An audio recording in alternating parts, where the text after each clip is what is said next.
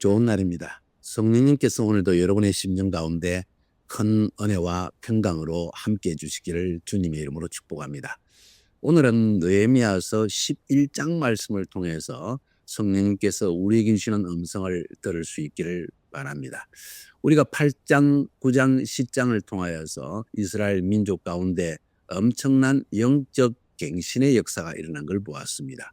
그 출발점은 하나님의 말씀에서 시작되어졌고, 말씀을 백성들이 깨닫기 시작할 때 이 깨달음으로 말미암아 깊은 회개가 일어나기 시작했고, 이 회개는 더 많은 말씀을 사모하는 마음으로 그들을 이끌어내었고, 이 말씀을 연구함을 통하여서 결국 그들은 하나님 앞에 언약을 갱신하고 마지막으로 성전 예배를 개혁하는 데까지 이르는 것을 보게 되어집니다.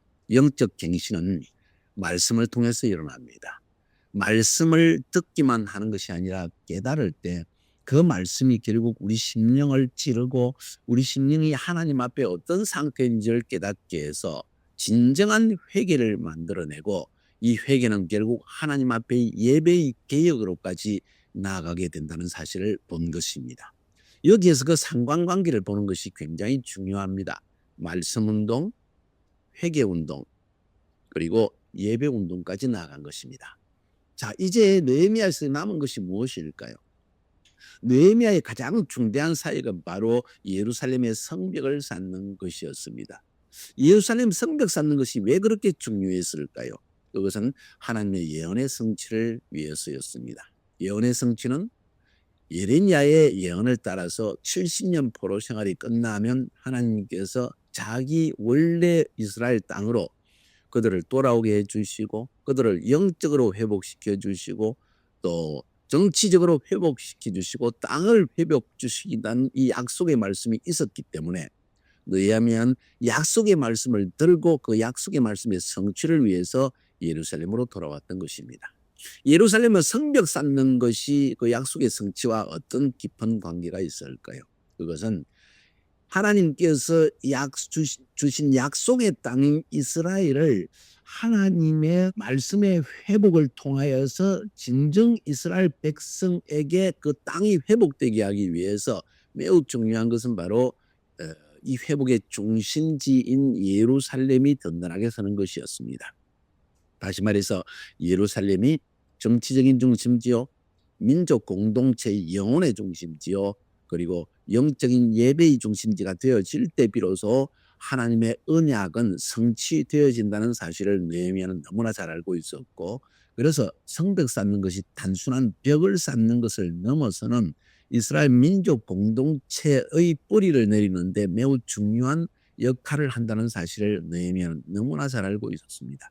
그 사실 때문에 그는 술관원장, 황제의 술관원장이니까 장관급의 자리를 내려놓고 자기 하나님의 부르심을 따라서 이렇게 자기의 직책을 내려놓고 예루살렘까지 오게 된 것입니다. 문제는 8장, 9장, 10장을 통해서 이런 영혼의 개혁, 영적인 갱신은 이루어졌는데 땅의 회복까지 이루어지기 위해서 해야 할 일이 남았다는 것을 느헤미야는 깨닫게 되어집니다. 그것이 뭘까요? 예루살렘을 예루살렘으로 만드는 것입니다. 무슨 말입니까? 예루살렘을 그 민족 공동체의 정치적 중심지요, 종교적 중심지로 명실공히 설 수 있게 만드는 것이 필요합니다. 그러기 위해서 우리는 참 간과하기 쉬운데 가장 중요한 것이 인구입니다. 보세요. 어느 나라든지 그 수도가 되는 나라, 특별히 정치적인 중심지, 경제적인 중심지 이런 곳에는 엄청난 대도시가 형성되어 있습니다. 그 대도시 하나를 통해서 사실은 그 민족 경제와 정치의 모든 것을 한다고 볼 수도 있을 정도입니다. 예루살렘도 바로 그런 정치 중심지, 영적 중심지가 되어야만 했던 것입니다. 그런데 불행하게도 예루살렘은 여전히 황폐해져 있고, 예루살렘은 여전히 그 주변 민족인 사마리아인들과 암몬 족속, 모압 족속, 에돔 족속, 아라비아 사람들, 이런 사람들에 의해서 늘 공격을 받는 곳이었습니다. 다시 말해서 다른 민족들이 이스라엘이 독립하는 것을 원치 않았다는 것이지요. 왜냐하면 이전에 이스라엘로부터 항상 경쟁 상태에 있었기 때문에 그들은 결코 유대인들이 다시 나라를 세우는 것을 원치 않았습니다. 지금도 마찬가지인 것입니다. 그 사실 때문에 이 느헤미야는 예루살렘을 정치, 종교, 경제 모든 것의 중심지로 만들기 위해서 인구를 그곳으로 이동시키는 작업을 합니다. 그것이 바로 11장에 기록된 것입니다. 자, 그래서 느헤미야서는 1장부터 7장까지에서는 성벽 쌓는 일에 대한 이야기를 하고 7장에서 성벽 쌓는 일이 완성되어진 것을 보았습니다. 성벽이 완성되어지자 8, 9, 10장에서 영적인 갱신 운동을 일으켜놓고 그 다음 11장으로 넘어가니까 성벽을 쌓고 난 다음에 무엇을 했는가? 바로 예루살렘의 인구를 배치하는 예루살렘을 정치, 종교 중심지로 만드는 일에 온 힘을 쏟는 모습을 보게 되는 것입니다. 11장은 바로 그 이야기입니다. 우리가 볼 때는 이거 뭐 성경에서 이런 걸 왜 기록하나, 인구 배치에 대한 이야기를 왜 하나 할지 모르지만은 그것은 그들의 영적인 삶을 위해서, 종교적인 삶을 위해서, 민족 정체성을 지켜내기 위해서 가장 중요한 것이 사실은 예루살렘이었던 것입니다. 자, 그래서 11장을 한번 분석을 해보면 1절부터 3절까지에서는 예루살렘의 인구를 정착시키기 위한 기본 원칙과 그리고 그 당시의 사람들은 어떤 상태에 있었는가 하는 것을 말해주고 있고 4절부터 24절까지에서는 거기에 정착하게 된 사람들이 누구인가 25절부터 마지막 절까지에는 예루살렘 바깥에 유다 성읍들과 그리고 베냐민 지파들이 살고 있는 곳이 어디였는가 하는 것을 기록한 것이 11장 전체입니다. 아주 간단한 내용입니다. 1절, 2절, 3절을 살펴보면 이런 이야기를 합니다. 백성의 두목들은 예루살렘에 머물렀고 그 남은 백성은 제비를 뽑아서 10분의 1은 거룩한 성 예루살렘에 와서 거하게 하고 그 10분의 9는 다른 성읍에 거하게 하였다. 첫 번째 원칙, 지도자는 다 모두 예루살렘에 살아라. 어떤 가게, 어느 집안, 김씨 집안, 박씨 집안, 유씨 집안, 지도자는 다 예루살렘에 살아야만 한다.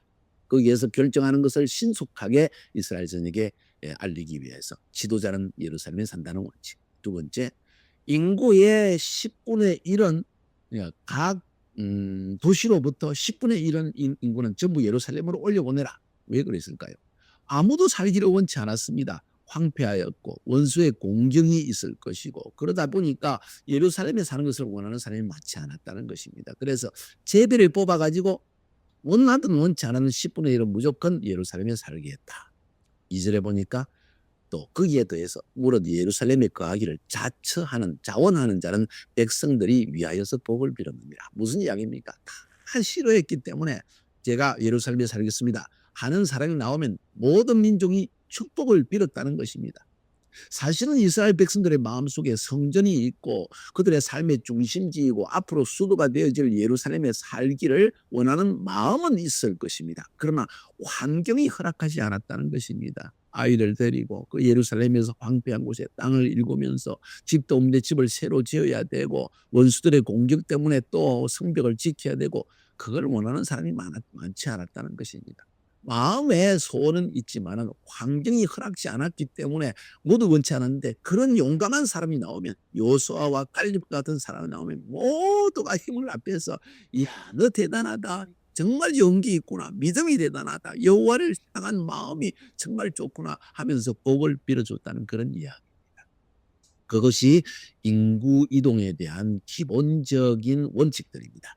3절에 넘어가 보면은 이스라엘과 제사장들과 레위 사람들과 느비딤 사람들과 솔로몬의 신복의 자손은 유다 여러 성읍에서 각각 그 본기업에 거하였고 예루살렘에 거한 그 도의 두목들은 이러하니 하면서 이 3절에서 말하고 있는 것은 이런 원칙을 정했지만 사실 이스라엘 민족 전체와 심지어 제사장들, 심지어 레위 사람들, 심지어 느비님 사람들, 솔로몬의 신복 사람들 다 성전에 이르야 될 사람들이 사실은 다 유다 성읍에 흩어져 살고 있었다는 그 당시의 상황을 지금 설명해 주고 있는 것입니다. 그러면서 3절 후반절부터 24절까지 해서 이제 이런 원칙 1절, 2절에서 말하는 원칙을 따라서 예루살렘에 이동해서 살게 된 사람들의 이야기, 그들의 이름을 명단들을 쭉 적고 있습니다. 그 보면은 4절에 예루살렘에 거한 자는 유다 자손과 베냐민 자손 몇 명이라.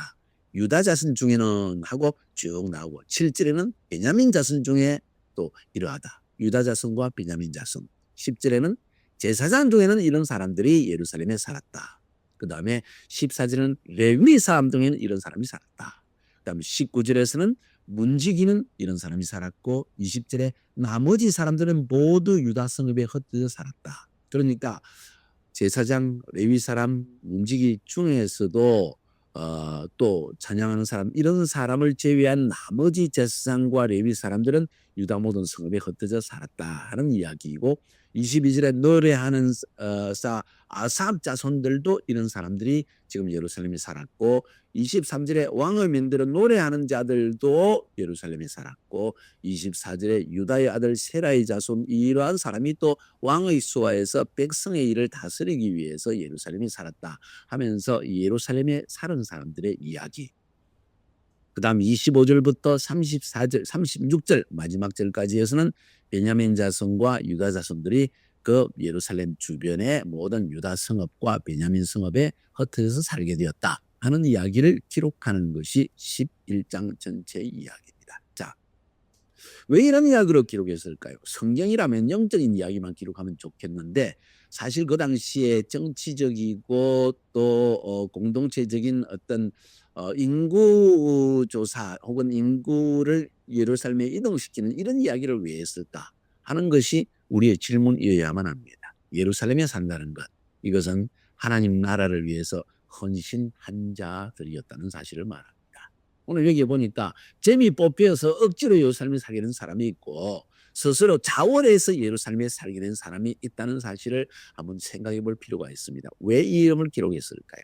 이 사람들은요, 하나님 나라에 상급이 있는 사람들입니다. 위험하고 어렵지만 스스로 원한 사람은 더 큰 축복이 있을 것이고 원치 않았지만 제비 뽑혀서 그래도 제비가 뽑혔기 때문에 순종해서 간 사람들도 그들은 하나님의 복을 잃지 않는 사람들입니다. 왜 그렇습니까? 하나님은 예루살렘을 중심지로 만들어 예루살렘을 통하여서 하나님께서 원하시는 계획이 이스라엘 백성들 가운데 이루어지기를 원하셨던 것입니다.